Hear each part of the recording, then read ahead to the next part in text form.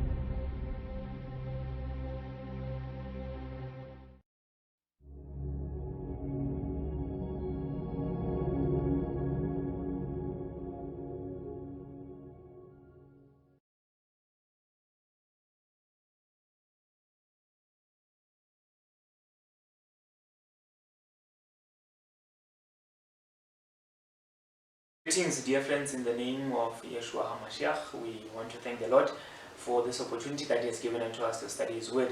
Even before we get into the Word, I would invite us to bow our heads as we solicit the presence of the Lord. Heavenly Father, we come before your throne of mercy. We are grateful for this opportunity that you have given unto us of studying your Word.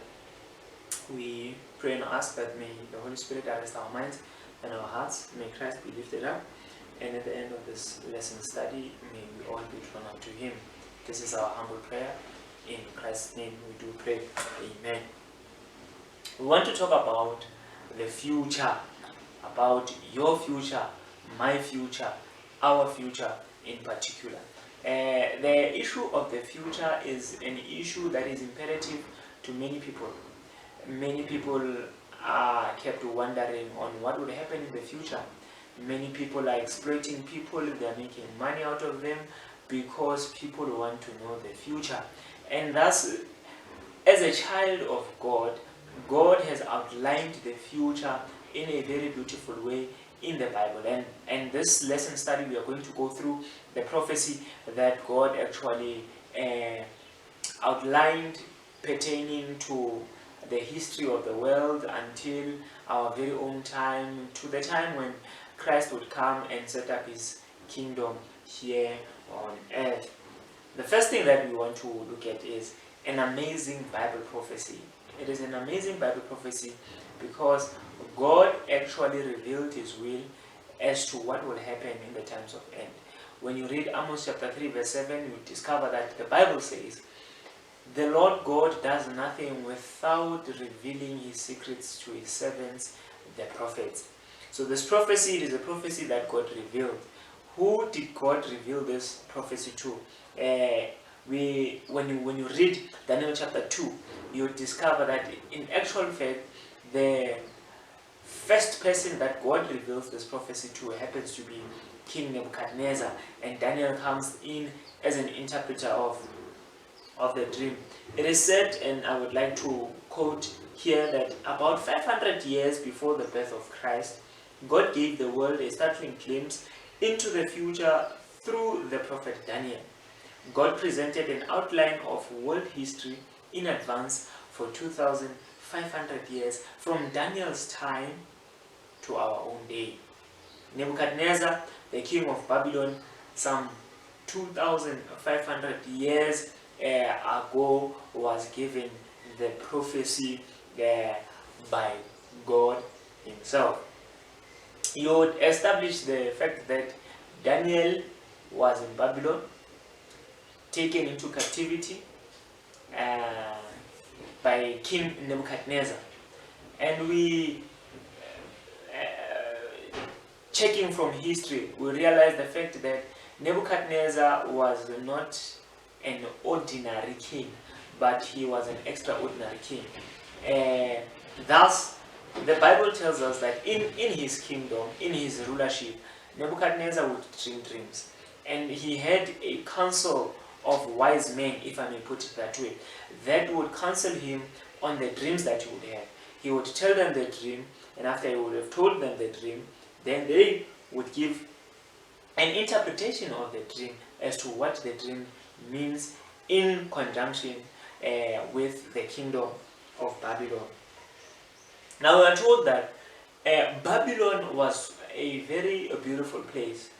It is famously known for its hanging gardens. Nebuchadnezzar built hanging gardens in Babylon. And we are told that the reason that he made those gardens, it was because his wife, who happened to be a Persian, was fond of flowers, fond of the setting that we find in the garden. And so, because she was longing to go back home, Nebuchadnezzar then decided to build these hanging gardens. There is nothing that was lacking in Babylon. As a matter of fact, one historian says that in Babylon, a child could be born, could go to school, finish school, and settle without having to leave Babylon, the city, because everything was found in Babylon. And so it happened that as one evening King Nebuchadnezzar was perusing and assessing what he has achieved, and then he wondered, because he acknowledged that he's getting old, and he was like, look at this Babylon, what is it going to happen to this my kingdom? And that very night he had a divine visitation where God gave him a dream, and we know that in the morning he could not sleep, first of all, and secondly, in the morning he called all the wise men to come and interpret the dream, and he wanted to know this thing because it was very, very important to him. And the events of chapter 2, they get to make us aware that God is in control and that God triumphs with his people. Now, as we go through the lesson study, I want us to be able to take note of the power of God. I want us to take note of how God triumphs also with his people.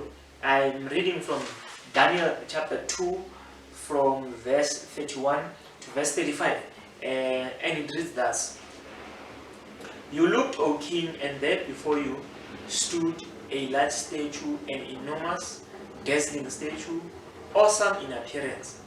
The head of the statue was made of pure gold, its chest and arms of silver, its belly and thighs of bronze, its legs of iron, its feet partly of iron and partly of baked clay. While you were watching, a rock was cut out, but not by human hands. It struck the statue on its feet of iron and clay and smashed them. Then the iron, the clay, the bronze, the silver, and the gold were broken to pieces at the same time and became like chaff on a threshing floor in the summer. The wind swept them away without leaving a trace. But the rock that struck the statue became a huge mountain and filled the whole earth. That is what Daniel was explaining. Now, for Daniel to be able to come and explain this dream to King Nebuchadnezzar, we would recall that Nebuchadnezzar had issued a decree that all the wise men of Babylon should be killed. The reason was that these parliamentary individuals that he called his wise men, they were actually deceiving him all this while. Because they say to him, King, tell us the dream and we will tell you the interpretation. Nebuchadnezzar simply says to them, gentlemen, I have forgotten the dream. The reason that you are here, the reason that I pay you is so that you may remind me things that I have forgotten. So I want you not only to tell me the dream, but also to tell me the interpretation of the dream, so that I may be aware that by knowing the dream, then you know the interpretation thereof. And they were forced to tell the truth. And they declared that, O king, there is no king that has ever asked this of us before. That which you are asking us, no person can actually do that. And they were quite correct. In fact, they were saying, all along we have been deceiving you. It is just like most of us today, where we are surrounded by a crowd of people who claim that they know, whilst they do not know. Some claim to speak with the dead. Some claim to speak with the bones. Some claim to speak using water. Some claim to speak using all these things that you can think of. And their failure was the beginning of the triumph of God. Because when a servant from Nebuchadnezzar's household gets to Daniel and his friends, Mishael, Hananiah, and Azariah, you discover the fact that Daniel says, but how can we be implicated in the deaths of the wise men when we were not given a fair opportunity to be able to come and hear what the king says, so that we may tell if we are able to tell the dream and the interpretation thereof. Thus, Daniel asked for mercy to present himself before King Nebuchadnezzar. He presented himself before King Nebuchadnezzar, and he required time that he may engage the God that does not sleep nor slumber. And that very evening, the God of the universe, the creator of everything, revealed the dream that Nebuchadnezzar had, and he revealed it to Daniel. That is why Daniel was able to tell Nebuchadnezzar that you dreamt a statue, its head was of gold, chest and arms of silver, thighs of brass, legs of iron, feet of partly iron and partly of clay. And when you are looking at this great image, a stone that came from a mountain cut out without the hands of a man hit the feet of the image. And so Daniel then continues to say, now we will tell the interpretation of this dream. One thing that I appreciate from Daniel is that he did not take credit that is due for God. It is a lesson there for us that we should never take credit that is meant for God. The prophecy now being interpreted. In Daniel chapter 2 verse 36, the Bible will then say, this was the dream, and now we will interpret it to the king. Daniel is standing alone before the king, and he says we, which gives an allusion that he walked with God. So he and God in partnership were to give the interpretation of the dream. Verse 37 and 38 reads, you, O king, are the King of kings. The God of heaven has given you dominion and power and might and glory. You are this head of gold. Thus, the interpretation is clear to Nebuchadnezzar. Nebuchadnezzar, you are this head of gold. That you saw represents Babylon. Remember when King Hezekiah, the king of Israel, when he was sick and he was about to die, and the prophet of God comes to him and says, Hezekiah, put your house in order. And even before the prophet could depart, Hezekiah has turned to the wall and he lamented. He reminded God of everything that he has done. The word of the Lord comes to the prophet again. Go and tell Hezekiah that I have heard his prayer and I have answered it. I will extend his life with 15 more years. And Hezekiah asks for a sign. And the sign that he asked for was so that the sun may return backwards 10 degrees. In Babylon, they were worshipping the sun, just as even today, many esteemed Christians are worshipping the sun, but we are not there. We will get to that part later on. The issue is this, that when the sun goes back in Babylon, they realize that their God is returning. Until they get to hear that, no, Hezekiah has prayed and asked his God to return the sun 10 degrees. Now the father to Nebuchadnezzar sends an entourage, a troop, ambassadors, to go to Hezekiah because he wanted to know that this powerful God who has power to overturn the God of Babylon. When they got there, Hezekiah shows them his riches, he shows them everything, he shows them the gold. Now when Nebuchadnezzar comes into the throne, now he becomes king of Babylon, he is reminded by those that were ambassadors that, men, if you want gold, there is gold in Jerusalem. That is why the head of gold stands or represents Nebuchadnezzar as the king of Babylon. Nebuchadnezzar, God is revealing to you that you are a king of kings. He has given you this kingdom, and he wants you to understand that you are this head of gold. But after your kingdom, there will come another kingdom which is inferior to your kingdom, because the Bible then continues to say, and after your kingdom, another kingdom will arise inferior to yours. That is verse 39. In the fulfillment of God's prediction, Nebuchadnezzar's kingdom crumbled into ruins when Cyrus, the Persian general, overthrew the Babylonian Empire in 539 BC. So you discover that the rulership of Babylon began from the year 605 BC to 539 BC.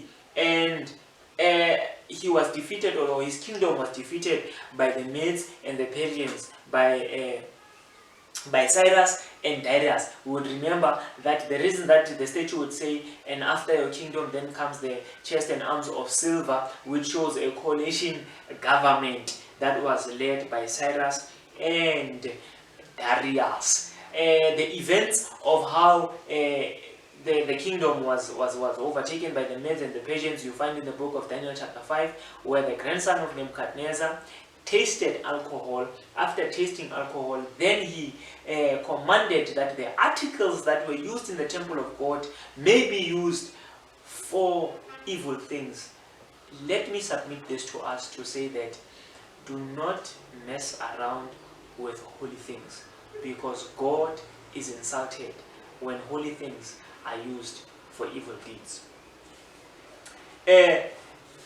After the kingdom of Babylon from 605 BC to 539, then came the Medes and the Persians, which they ruled from 539 to 331 BC. Now, the belly and thighs of bronze, next a third kingdom that would come after the kingdom of the Medes and the Persians, which is the third kingdom, because the first kingdom is Babylon, the second one the Medes and the Persians, and the third one it is Greece.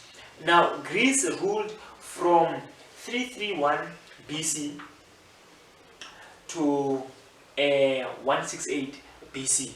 From 331 BC to 168 BC. The Greeks, we understand from history that they were led by Alexander the Great.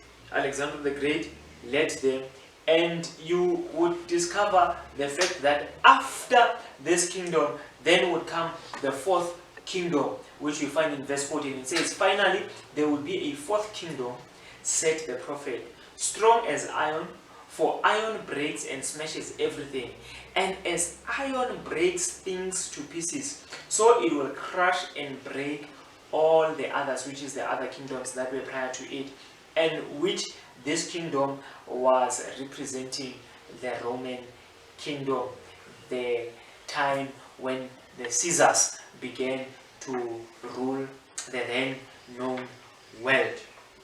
After the death of Alexander the Great, his empire weakened, split into rival factions, until finally in 168 BC it was defeated by Rome under Augustus Caesar, or rather under the Caesars, because Augustus Caesar now comes in when he gives a census declaration that let everyone be counted from where they come forth. Then we see Mary and Joseph going all the way to Bethlehem, where Christ was to be born in fulfillment of prophecy.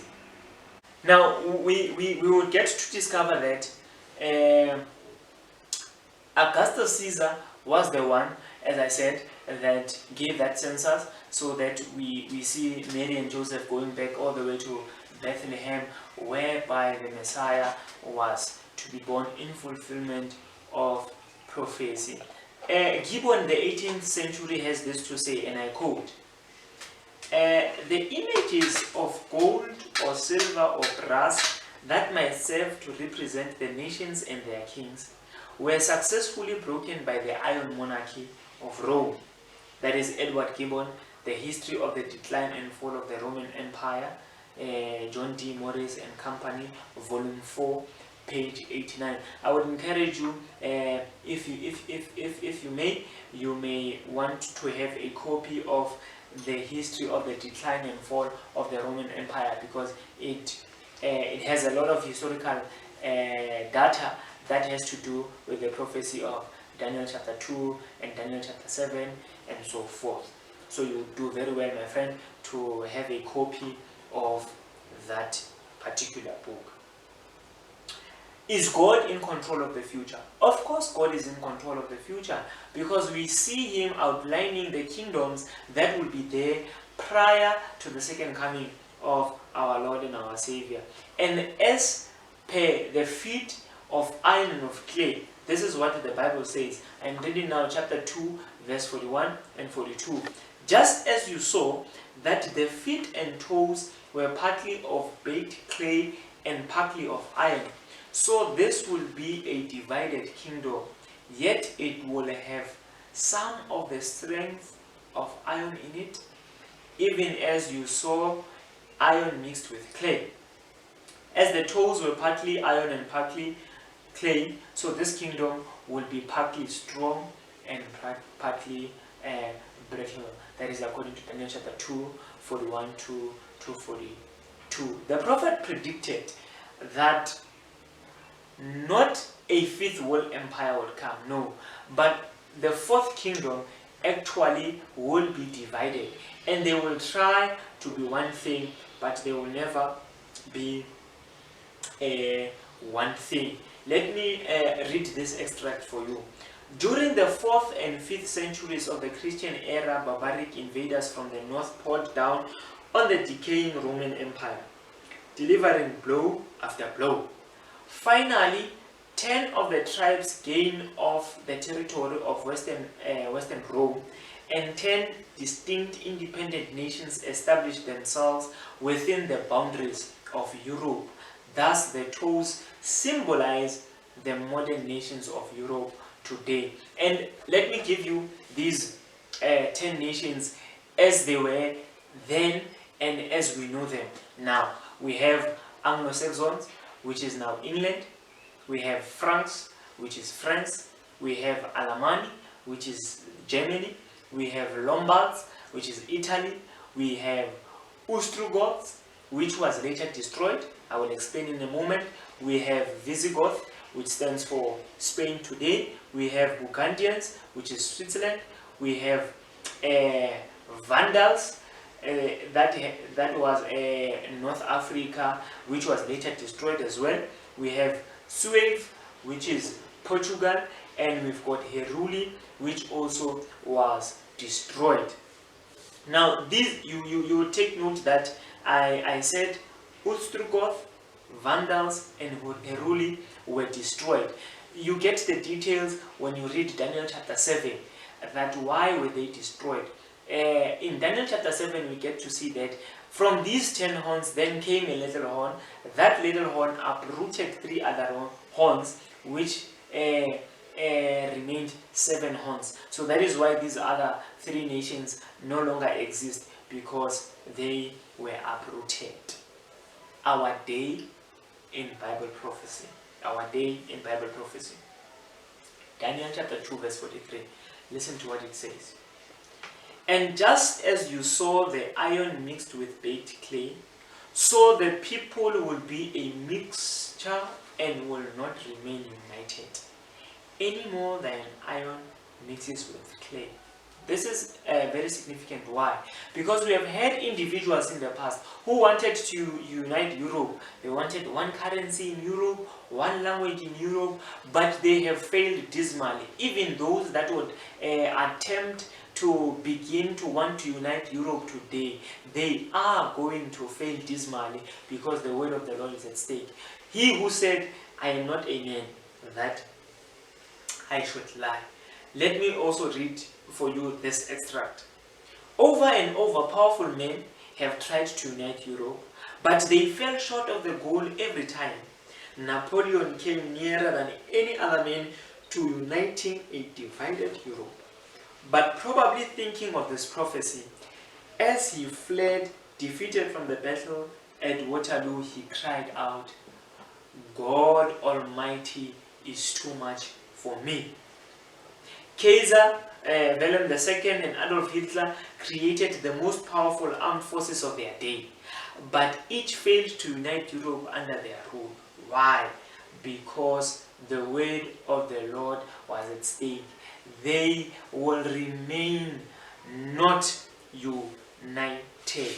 So, as per the prophecy, as it has been unfolded by Daniel, you get to realize that there are certain things that we need to take note of, and it is very important because Christ in the book of Matthew says it is important that when you see the abomination of desolation spoken of by Daniel the prophet, that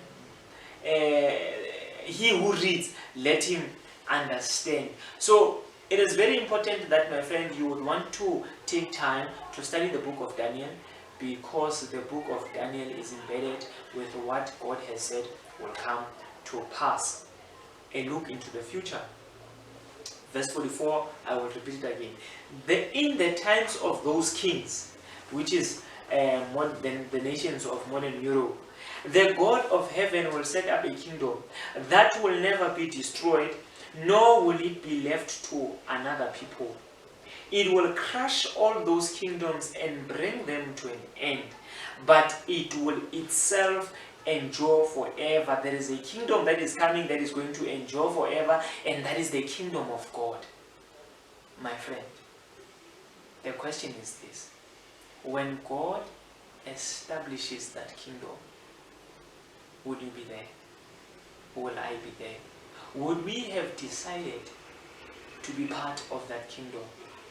When people now are so obsessed about political parties and which political party they affiliate with, let us be cognizant of this very fact, that the kingdom that is everlasting, God is going to come and to establish it.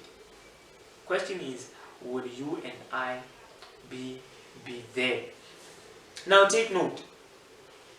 We said from 605 to 539, that was the period of the reign of the kingdom of Babylon under Nebuchadnezzar, represented by the head of gold. In 539 to 331 BC, we see there the Medes and the Persians under the leadership of Cyrus and Darius. In 331 BC to 168, we see the kingdom of Alexander the Great, and it was weakened after the death of Alexander the Great. Daniel chapter 7 actually explains why it weakened, because it says they divided into four, or the nation divided into four.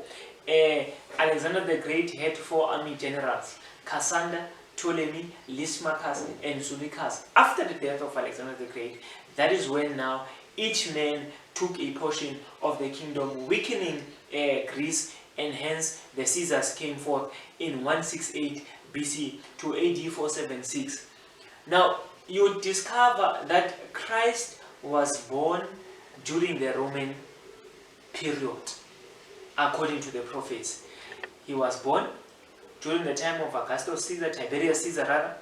You discover that he was crucified under the Roman government, and he is still to return during this Roman government, which is now united, or rather divided, Europe.